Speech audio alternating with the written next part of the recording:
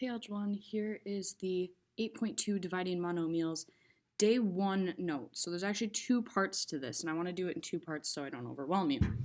So what happens when we divide exponents? Well, just like I did this with the adding, I want to write these all the way out to see what I'm really working with. If I don't know how to solve a problem, I usually try to rewrite it in a way that makes sense to me. So when I see this, I see what's happening here is that I'm dividing x's by x's. Now, if I compare that to numbers, I know that 2 divided by 2 is equal to 1. Knowing that, I know that x divided by x is the same thing. So if I divide an x by an x, there's technically a huge 1 hidden in the problem. Hey, I notice if I do that again, and I'm going to do it with this middle x, that there's two huge 1s hidden in the problem. Well, that's just 1 times everything that's left. So what's left? There happen to be 3 x's left. Since I can't reduce it any further and it's no longer a fraction, I'm happy with that answer. Let's see what happens if I try it again. This one is a to the second over a. I notice again there's just a huge 1 hidden in here. And all that's left when I remove that 1 is just the letter a. Well, it looks like to get to this answer, I did 5 minus 2. Just like I added exponents that were right next to each other, when we multiply things, it looks like I'm subtracting exponents when I divide them. Let's see if that works for the last one. This one has numbers with it, but if I just separate this into two fractions, I have 6 over 2 times b4 over b2. These are equivalent, they're just in two pieces, so it's easier to look at. Well, when I simplify 6 over 2, that becomes 3. And when I simplify b4 over b2, there would be 2 b's left on the top. So I just leave what's left. And again, it looks like if I just subtract, it works. So that is the shortcut or the formula that we're going to use. X to the m over x to the n is just going to be equal to x to the m minus n. We always subtract down. All right. Let's simplify some more. Simplify this monomial. Assume neither a nor b is equal to 0. Well, why do I have to assume that neither a nor b is equal to 0? Let's look what happens if a or b is. If a is 0, the whole bottom becomes 0 because 0 times anything is 0. If b becomes 0, then the whole bottom is still 0. But if I remember back from earlier in the year, I remember that a 0 on top of a fraction is okay, but a 0 on bottom of the fraction is not. It is a no. Why can't we divide by 0? Because it's not possible to divide by something that isn't there. So let's go back to the problem. If we do assume what it told us to, I'm going to rewrite the problem a little bigger so I can see it. I'm going to use the same formula and the same method I did at the top. A4 minus A1 becomes A3, and B7 minus B2 becomes B5. Not only did I completely get rid of my fraction, but I've reduced so that A's and B's are both on top. Let's see that again. This time, I actually have an exponent outside of something with a ton of exponents. Well, the cool thing about an exponent is, in this case, since it's a monomial, there's not more than two terms, what I can do is actually just distribute the 3 into both the top and the bottom. So I'll show you what that looks like. It's going to be 2a to the 3, b to the 5, to the third, all over 3b squared to the third. Why do we do this? Well, we have to share that exponent between those two terms. Once we have it here, we can distribute that 3 into each of the terms. So 2 to the third, a to the, oh no, what is a to the third to the third? I'm going to bring that over here and I'm going to do a quick aside. So a to the third to the third. I haven't learned how to do this one yet, but I bet I could figure it out. I know that something to the 3 means that thing multiplied by itself 3 times.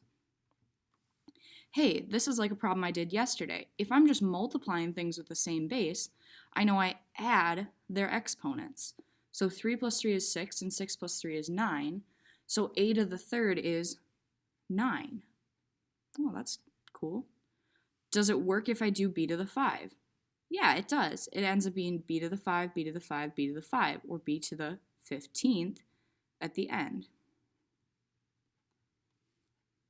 And the same thing will happen on the bottom when we distribute it. We get 3 to the third, and we get b to the 6th. Now, this isn't necessarily a formula that I want you to know, but it's good to know that x raised to the m raised to the n is equal to x to the m times n. So this is a little formula that might be good to have when you're doing homework so that you don't forget. Just something useful. All right, let's keep going back to the problem. So 2 to the third, I'm going to simplify that. That's 2 times 2 is 4, 4 times 2 is 8. I can't simplify my a because there's no other a's on the bottom to combine it with. But I can combine my 15 over 6 because I know I just subtract the exponents. So 15 minus 6 is b to the 9th, and I put that on top. Okay, I keep going. 3 to the third is 3 times 3 is 9, 9 times 3 is 27. And I got rid of my b to the 6th, so this must be my final answer. Now, there's another way to do this, but I wanted to show you this way so that you could see what to do with that exponent if this isn't possible. We could have started this problem by simplifying everything in the parentheses. We could have simplified the b5 over b2 and made it just a b3 on top. However, there will be problems where there's nothing in common on the top and the bottom, so I wanted to show you this method first. Do whatever is easiest for you, but make sure you check your answer and you know that if you simplify, you still have to distribute the 3 once you're done simplifying and follow the exact same steps that we did. All right, just like you did on yesterday's stuff, it's your turn to try. So pause this video, take a shot at these, and then come on back when you're ready to see them done. All right, hopefully you have unpaused the video and you're ready to move on. So let's see these. P5 over P2 becomes P to the third. N4 over N becomes N to the third. Notice this became a complete idea. It's no longer a fraction. I also noticed that when I subtract a bigger number on top from a smaller number on bottom, the bigger number ends up on the top of the fraction. That will be really helpful for tomorrow's lesson. All right, let's keep going. We have negative 2 over 14 for y7 over y2. Now you don't have to split this up, but it reminds me how to simplify my fraction. Sometimes that helps me. So I know negative 2 over 14 is technically just negative 1 over 7. I don't really need to write the 1 on top because I know there'll be other stuff up there. But I did put the negative out front. And if you want to write the 1, it's technically there. y7 over y2 leaves me with 5 y's on top. Notice the bigger number started at the top, so that's where our result ends up. So my final answer here is negative y to the 5th over 7. All right, last one, same thing. Now this one, I know the last time I showed it where I distributed that 3 first, but just as I said you could do it another way, I'm going to show you that way now. Before I distribute the 3 in, what I'm going to do is I'm going to simplify these parentheses if I can. The 4 and the 3 don't simplify, so I leave them alone. But the P4 over P2 becomes just P2 on the top, and Q4 over Q2 becomes just Q2 on the top. So by simplifying, I have a little bit less to work with as far as exponents. But again, this method doesn't always work if you can't simplify your parentheses. So now we have to follow the same method we did before.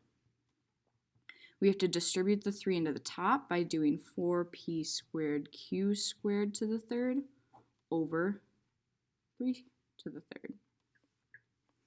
Simplify by distributing it in. I get 4 to the third, p to the, let's look at our formula. If something is raised to the exponent, we're going to multiply the exponents. So p to the 6th, 2 times 3 is 6, and q to the 2 times 3, which is also 6. And then 3 to the third. All I have to do to finish this one up is simplify those numbers. So 4 to the third is going to be 4 times 4, which is 16, and 16 times 16, which is 64. P squared and Q squared are 6. Those are as simple as they can get. Those are 6s. And 3 to the third is 3 times 3, which is 9. 9 times 3, which is 27. And I can't reduce 64 over 27, so I just leave it. That is day 1 of dividing monomials. Come back tomorrow to see what we're going to do with some negative exponents.